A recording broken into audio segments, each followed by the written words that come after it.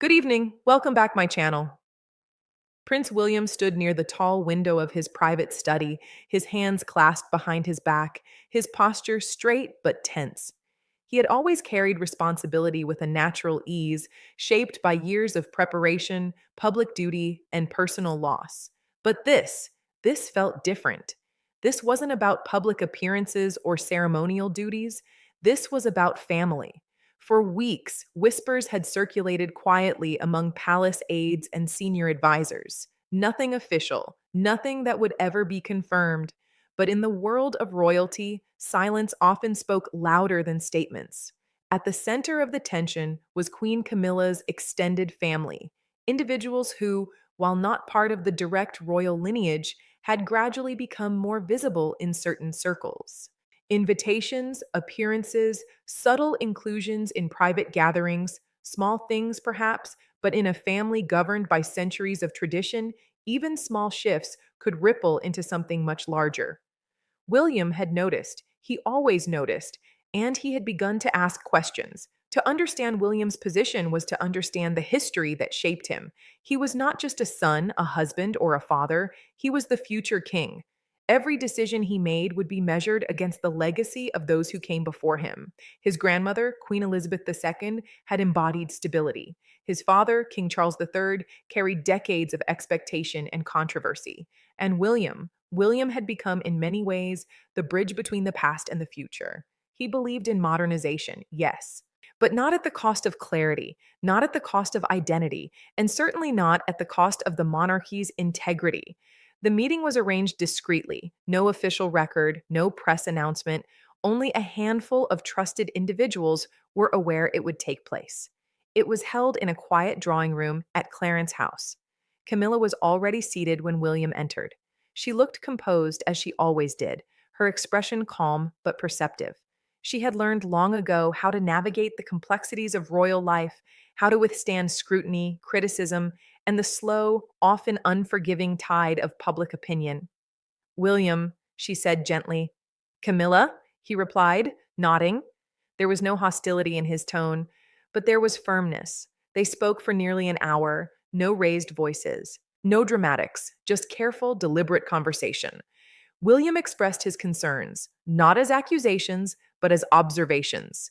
The increasing visibility of certain members of Camilla's family, the potential implications for public perception, the importance of maintaining clear boundaries within the institution. Camilla listened. She didn't interrupt. When she finally spoke, her voice carried both understanding and quiet resolve. They are my family, she said, but I understand the difference between personal and public roles. William nodded. That distinction, he replied, must remain unmistakable. In the days that followed, subtle changes began to emerge. Invitations were adjusted, appearances were reconsidered, lines, previously blurred, were redrawn with careful precision. There was no announcement, no official explanation, but within the palace, everyone understood. Prince William had taken action, not out of conflict, but out of responsibility. Catherine, Princess of Wales, watched the situation unfold with quiet insight. She had always understood William's sense of duty, perhaps better than anyone else. She had seen the way he carried the weight of expectation, the way he balanced personal emotion with public responsibility. One evening, as they sat together in their private sitting room, she spoke softly. You did what you felt was right. William exhaled slowly. I hope it was. She reached for his hand. It was necessary. Catherine believed in stability, in protecting the future for their children, and in ensuring that the monarchy evolved with intention, not reaction. It was during a quiet family afternoon at Adelaide Cottage that something unexpected happened. Princess Charlotte, now growing into a perceptive and thoughtful young girl, had been listening. Children, after all, often notice more than adults realize. She sat across from her father, her expression serious in a way that seemed beyond her years. Papa, she said, why does everyone always talk about who belongs and who doesn't? William looked at her, surprised. Where did you hear that? He asked gently. Charlotte shrugged slightly. People talk, even when they think we don't hear. He exchanged a glance with Catherine. Children of royalty did not grow up in ordinary circumstances. They learned early that their lives were intertwined with public narratives, stories that were not always accurate and not always kind. William leaned forward. Sometimes, he said carefully, people are trying to understand how things should work, especially in a family like ours. Charlotte considered this. But we're still a family, she said. Yes, William replied. We are. She paused, then added quietly, then maybe we should make sure people feel like they belong, but also remember who we are. Catherine smiled softly. William didn't respond immediately, but her words stayed with him. Charlotte's perspective, simple, honest, unfiltered, captured something essential. The monarchy was not just an institution. It was a family, and like any family, it had to navigate complexity, emotion, and change. William understood that his role was not to create division, but to maintain clarity, to ensure that tradition remained intact while allowing space for evolution. It was a delicate balance, one that required both strength and sensitivity. Though no official statements were made, the media began to pick up on the subtle shifts. Articles speculated, commentators analyzed, royal watchers debated the implications. Some praised William's decisiveness. Others questioned whether the actions were necessary. But as always, the truth remained largely private, known only to those within the palace walls. Camilla, for her part, reflected on the conversation with William. She understood his position. More than that, she respected it. She had spent years navigating her own complex relationship with public perception. She knew what it meant to be scrutinized, misunderstood, and at times unfairly judged. In her private moments, she acknowledged something quietly. The monarchy was changing, and William would shape that change. Weeks later, the atmosphere within the royal household had settled. Not completely, but enough. William continued his duties with the same steady focus. Catherine remained his closest confidant and support, and Charlotte, bright, observant, and quietly wise, continued to grow into her role, even if she didn't yet fully understand what that role would one day mean. One afternoon, as Charlotte walked through the gardens with her grandfather, King Charles, she asked him a question. Grandpa, she said, what makes a good king? Charles smiled thoughtfully. That's a very important question, he replied. She waited patiently. A good king, he said, listens, learns, and tries to do what is right, even when it's difficult. Charlotte nodded. Then she said something that made him pause. Papa does that. Charles looked at her, a hint of emotion in his eyes. Yes, he said softly. He does. The events surrounding Camilla's family would likely never be fully understood by the public. They would remain one of many quiet moments that shaped the monarchy behind the scenes. But for those within the family, they marked something significant. A reminder that leadership was not just about public duty.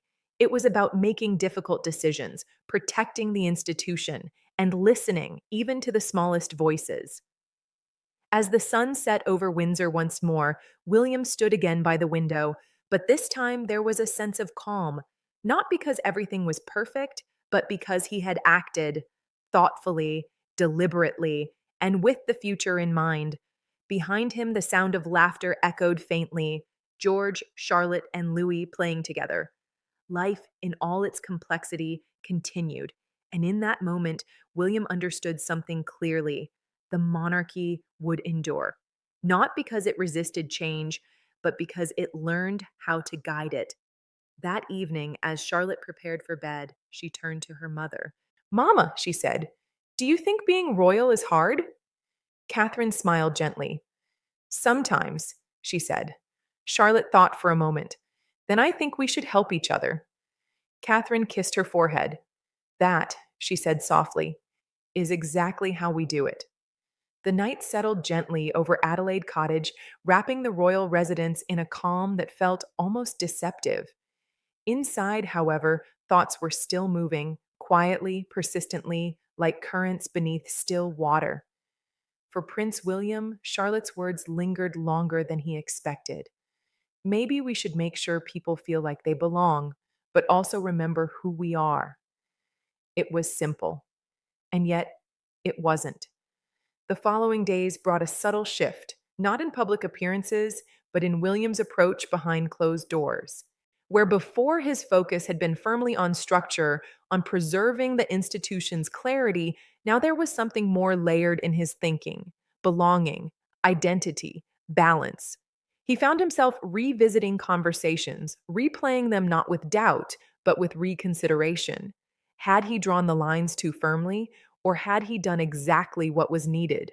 The answer, he realized, was not one or the other, it was both. It happened during a quiet breakfast. Charlotte sat beside him, carefully spreading jam on her toast, her movements deliberate, thoughtful. William watched her for a moment. "You've been thinking," he said. She glanced up, slightly surprised. "I always think," she replied, a hint of a smile forming. He chuckled softly. "Yes," he said. "You do." There was a pause. Then Charlotte asked, "Did you fix the problem?" William considered the question. "I tried to make things clearer," he said. She tilted her head. "Does that make people happy?" "Not always," he admitted. She nodded as if she expected that answer. "Then maybe fixing things doesn't mean making everyone happy," she said quietly.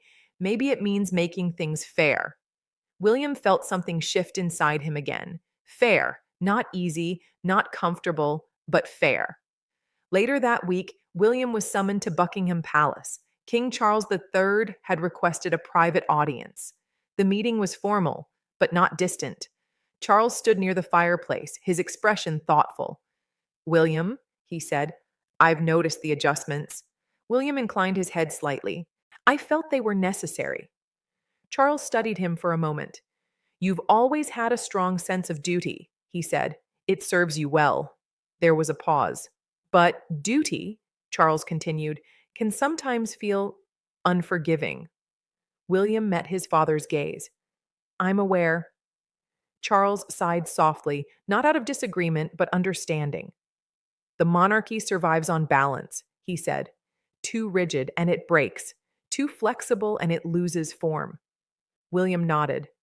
"I'm trying to find that balance." Charles gave a faint smile. "That," he said, "is the work of a lifetime." While the public remained unaware of the deeper conversations taking place, Camilla had also begun to adjust her approach. She did not challenge William's actions. She did not resist them. Instead, she adapted. Invitations became more selective, interactions more intentional. Her presence remained steady, but the boundaries were now unmistakable. And in private, she acknowledged something few would ever hear her say: "He's becoming exactly what he needs to be." Catherine noticed the change in William before anyone else. It wasn't in what he said, it was in how he listened. One evening, as they walked through the gardens, she spoke. "You're carrying it differently now." William glanced at her. "What do you mean?" "You're not just protecting the institution," she said. "You're thinking about the people inside it." He was quiet for a moment.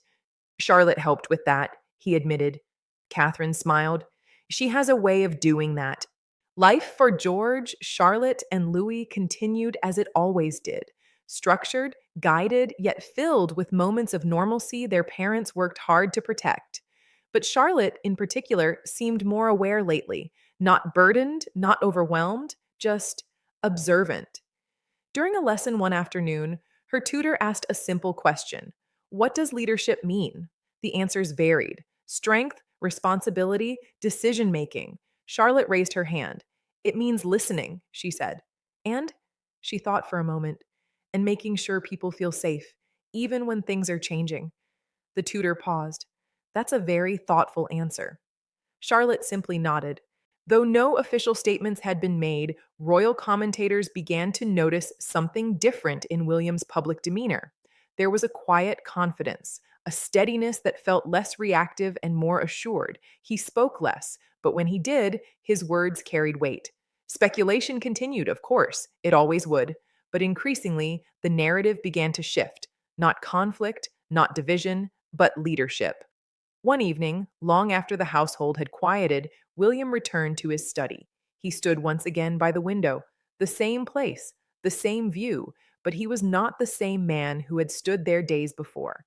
This time, there was no tension in his shoulders, no uncertainty in his thoughts. He had made his decisions, he had listened, he had adjusted. And most importantly, he had learned.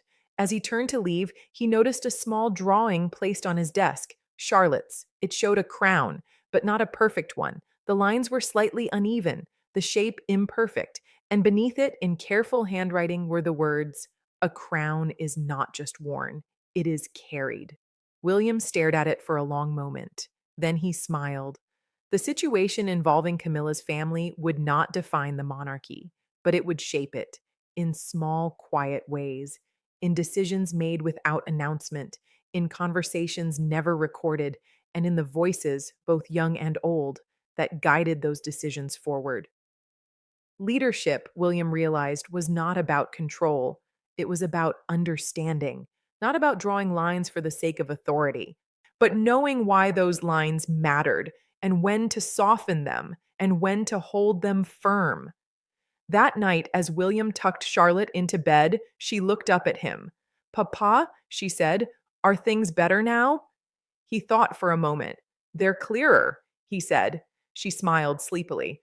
"That's good." As he turned to leave, she added softly, "You'll be a good king." William paused. Then, with a quiet warmth in his voice, he replied, "I'll try." The days that followed carried a strange kind of calm, one that often comes after a storm, but before the full consequences are truly understood. At Windsor, life resumed its rhythm. Appearances were kept, schedules were followed, smiles were offered to the public, but beneath the surface, something deeper was unfolding, not tension, not conflict, something quieter, something more defining. William had always understood that decisions within the royal family rarely ended where they began. They echoed through relationships, through perception, through time. And now those echoes were beginning to take shape, subtle but unmistakable. Certain members of Camilla's extended family had stepped back, gracefully, without resistance. Whether by request or understanding, no one outside the inner circle could say. But within palace walls, the shift was clear, and it was holding. One afternoon, William found himself walking with Prince George through the gardens. George, older now, carried a different kind of awareness than his siblings. He didn't ask as many questions, but when he did, they mattered. "Papa," George said, his voice thoughtful, "is it hard to make decisions for everyone?" William glanced at him. "It can be," he said. George nodded slowly. "Because if you choose one thing, someone else might not like it." William smiled faintly. "That's true." They walked a few more steps in silence. "Then how do you know what to choose?" George asked.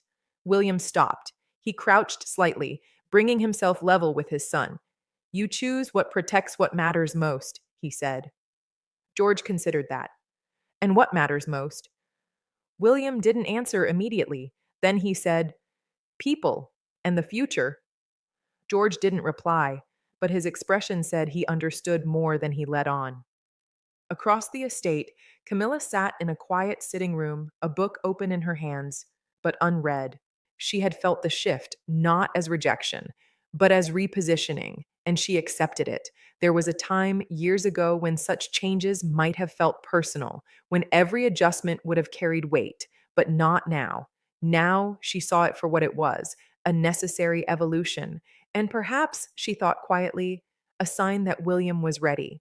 With the boundaries more clearly defined, the core of the royal family seemed closer, not in a dramatic way, but in a grounded, steady sense. William, Catherine, their children, Charles, Camilla, each understanding their role more clearly, each moving with a shared, if unspoken, awareness.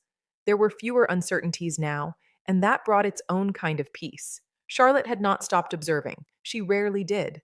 But now, her attention shifted from questions to understanding.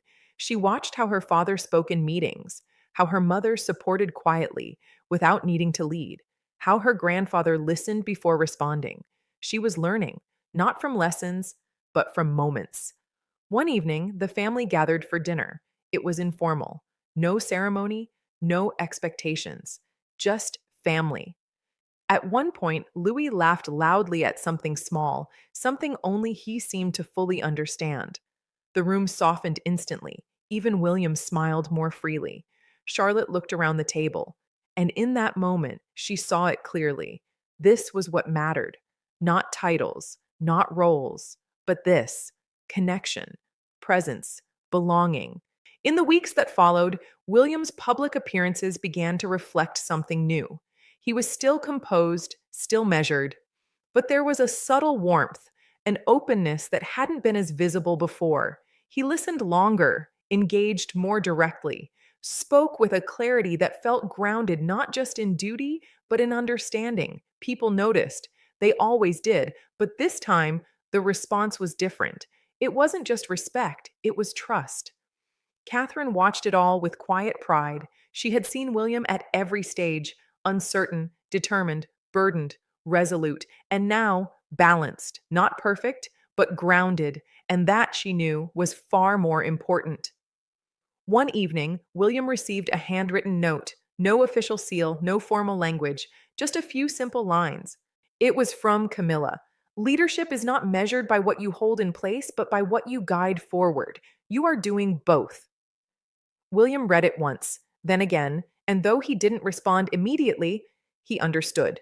Later that night, Charlotte found her father again. She seemed quieter than usual, thoughtful. "Papa," she said softly, "do people ever stop watching us?" William smiled gently. "No," he said. She nodded. "I thought so." There was a pause, then she asked, "Does that mean we always have to be careful?" William considered his answer. "We have to be mindful," he said, "but we also have to be ourselves." Charlotte looked at him closely. "Even when it's hard? Especially then?" She seemed satisfied with that. Strength, William realized, was not about standing firm at all times. It was about knowing when to stand still and when to move forward. He had drawn lines. He had listened. He had adjusted. And now he was leading. The story that the public would tell might never match the truth. It would be simplified, speculated, rewritten. But inside the royal family, the truth was something else entirely. It was quiet, complex, and deeply human. Not every change announces itself. Some arrive quietly, in conversations, in choices, in the words of a child who sees things more clearly than anyone expects. And in those quiet moments, the future is shaped. As Charlotte prepared to sleep, she whispered something almost to herself. "It's not about who stands closer to the crown, it's about who helps carry it." And though no one else heard her, that truth echoed louder than any public statement ever could.